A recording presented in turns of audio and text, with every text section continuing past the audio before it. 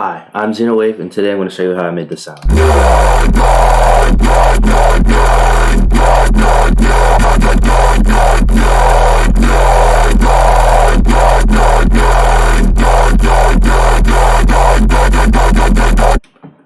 Okay, so before we get into it, I actually suggest you have this setting for the EQ. So what I did was have a high shelf and I cranked it all the way down at around 16K, because without the EQ, we have this. Look at the spectrogram up here. Or with even more detail. Also, I have the wave stripper on in the mixer so that it doesn't peak. Versus, anyways, we'll go to spam.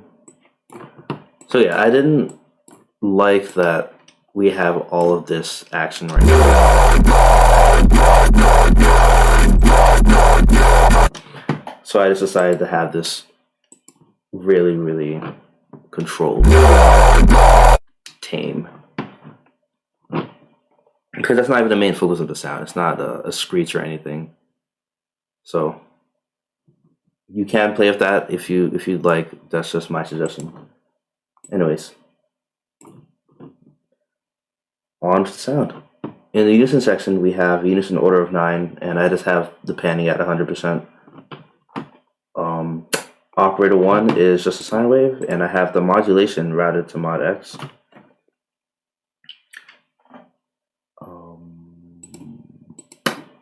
I should note, actually, I had the modulation mainly because of the feedback from 1 operating on 1.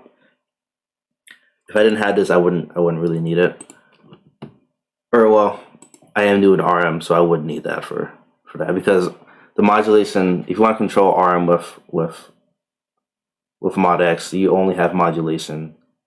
The volume doesn't do anything for that. Only the modulation does that. Just a quick little tip.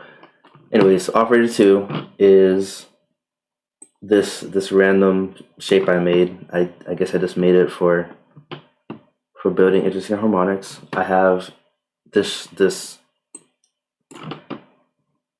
harmonic profile on half.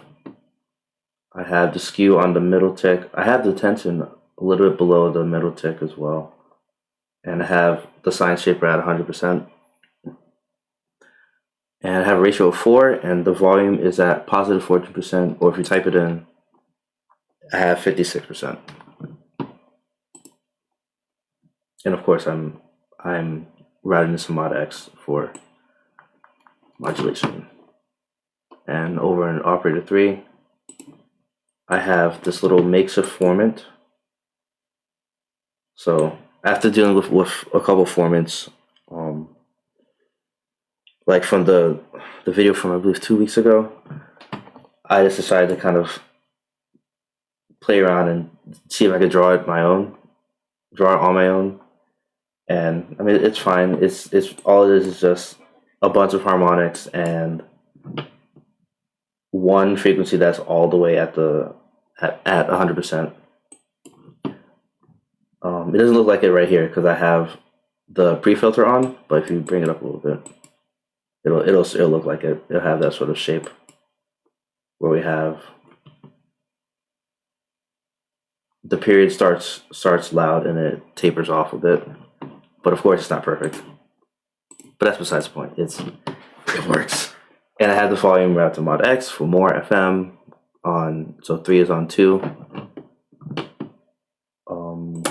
Operator 4 is also a little makeshift formant where I just have it's less tight. I don't know how to say it. This frequency is way more exaggerated because everyone else is way more quiet. Oh, and of course I have randomized phases for both operator 3 and operator 4 because it wouldn't sound like that if I didn't have these phases randomized. And I have the shape at around between the 5th and 6th tick. I have tension on the middle tick. That's default. Sine shaper is almost at 100%. It's right between the 6th and 7th tick, and I have the volume at almost 50%. So is that 2% is that positive 2% when you turn the knob? And of course, this is my shape for volume to mod X. So now I have this little chain where I have parallel FM. So 1, 2, and 5 is on 1. 3 and 5 is on 2. 4 and 5 is on 3. So on. And operator 5 is our supermodulator. Again, the supermodulator is just an operator that modulates all active waveforms. And on top of this, I'm doing another technique I kind of discovered, came up with, what do you want to call it? I call this dynamic FM. So before we get into that, let's just go over the oscillator profile. Okay. So I just randomly drew in these harmonics because I wanted more change in slopes. So I just randomly drew these harmonics at harmonic 4, 8, 16, 32, 64, 128. So all the powers of 2 basically, and 256. And I have even and half on. I have the shape at a little bit above the second tick, and I have skew a little bit in between the 6th and 7th tick, and I route the volume to mod X, and this is the shape, and I route the pitch to mod Y. So okay, so let's go over this. So when I discovered supermodulation, I was having fun with changing the pitch of the supermodulator for different sounds, and more times than not, I would notice that I liked the sound at multiple pitches. So I was like, okay, how can I easily, I guess, morph between these two sounds? So I was like, oh, just change the pitch. So that's what I did. I cranked the pitch envelope to whatever I wanted. So this is default. So this is 1 octave, 2 octaves, 3 octaves, and 4 octaves. And I would just adjust this as needed and route pitch to mod Y for this shape. And I would just get all these timbres. But specifically for dynamic FM, you want the whole range so that you have all of the pitches for at least as many as possible for your supermodulator. So you can go really, really high and really, really low, and this can really, really affect the timbre. Let's demonstrate.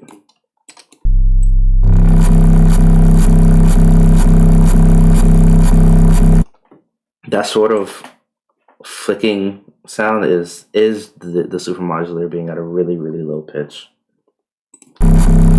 So watch what happens when I turn up mod Y.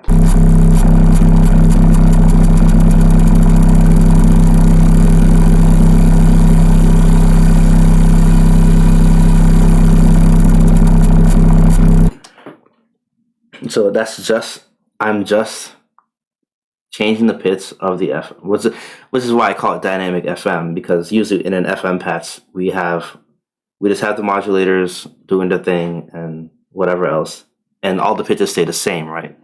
So when I change the pitch of something that's already FMing something, well, I think it makes sense to call it dynamic, right? So I use this in conjunction with my regular sound design, and I ended up with this pretty awesome sound. Watch what happens if I take it off, actually. So this is just your regular FM with no supermodulator.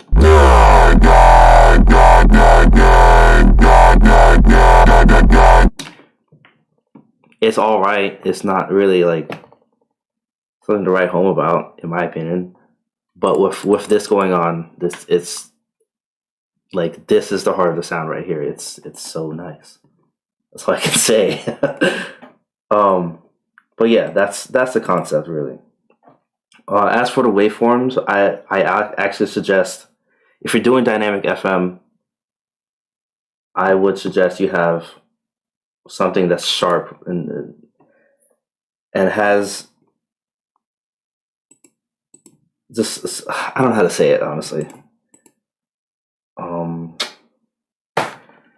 Let's actually open up my older VFO. Okay, it's like for this one. Well, you could use a saw wave, but I would actually suggest using something like this or this for your VFO or super modulator. I didn't even say that. So a VFO is, we have an LFO, that's low frequency oscillation or oscillator. So since we're changing the pitch of this operator, I just call it the VFO, the variable frequency oscillator or operator, whatever you want to call it, oscillation, because the pitch is variable. And yeah. Anyways, mess with these waveforms. You'll get a lot of cool sounds out of that. I might demonstrate that a little later. And operator 6 is just a sine wave with a little bit of tension, a little bit past the middle tick. Yeah, I didn't miss anything here. Okay, and I just have the usual filter shenanigans going on. I have a peaking over here, so I'm just sweeping down from max to middle. I have high quality and triple mode on. I have the cutoff at 36% and the resonance at 55%, 56. Yeah, 56%. And the gain at 70%. Nice. And I have distortion on. All I did was put this up. And for resonance, I have this shape, so it just slightly grows bigger, the Q, as mod X increases. And this is my shape for mod X for the gain. So for a while, it's just below the zero crossing point in the EQ, and then it goes above after a certain point. This is to prevent that really exaggerated sweeping sound. Let's see if we can get it here.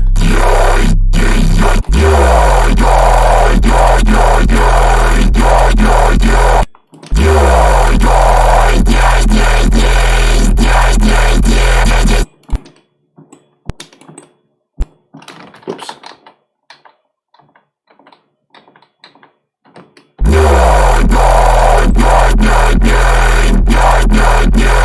Yeah, if I increase the cutoff, you'll definitely hear a more exaggerated example of that. Yeah, I don't like that, and at least in most of my growls. Sometimes it's cool. Anyways, I serialize this into filter 2, which is just a high pass. I actually have the cutoff at 46%. Default resonance, I have high quality, flat, triple mode, and this is my cutoff graph to mod X, and there's my resonance graph to mod X. And no distortion. And I route that into filter 3, which is a phaser. And once again, I have the 90 pole trick, high quality flat, alternate triple, cutoff, unit nest mapping, and this is the shape for the unit nest mapping. This is just what I thought sounded good. And I have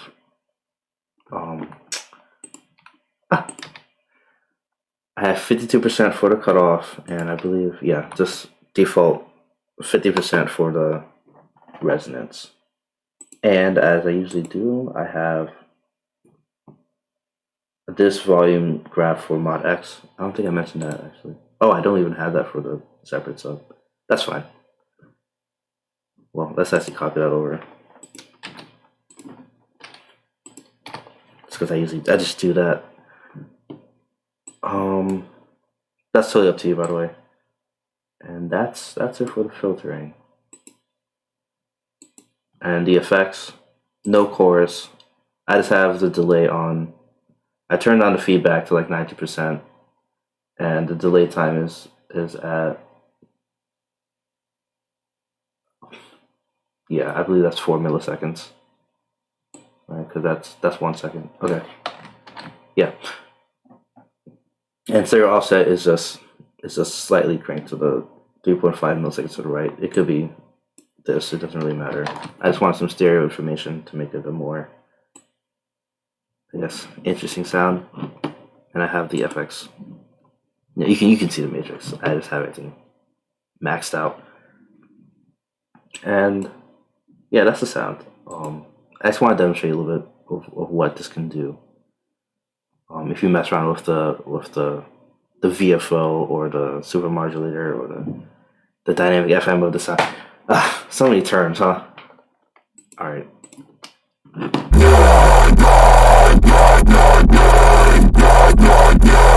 Oh, whoops. I almost forgot. RM. I have RM going on. Okay, yeah, no, I have operator 5 is modulating operator 1 at around 80%. Yeah, 80%. And yeah, this is why I hate doing it in the matrix, because it's not not as free as just using the volume. Anyways, and operator 4 is RMing operator 5. Without these, actually, it sounds like this.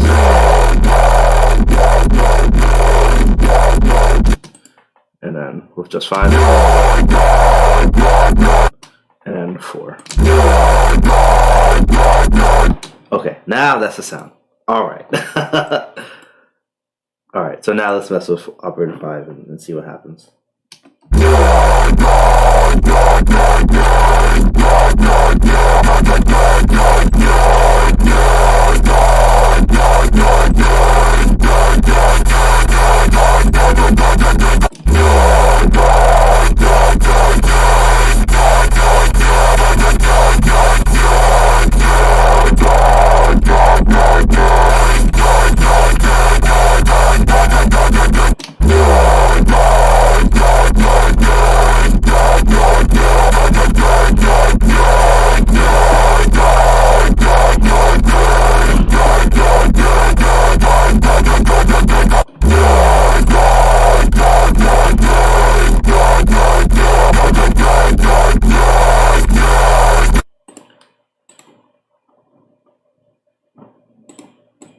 Okay, not much of a difference, but it's definitely worth playing with. It's definitely a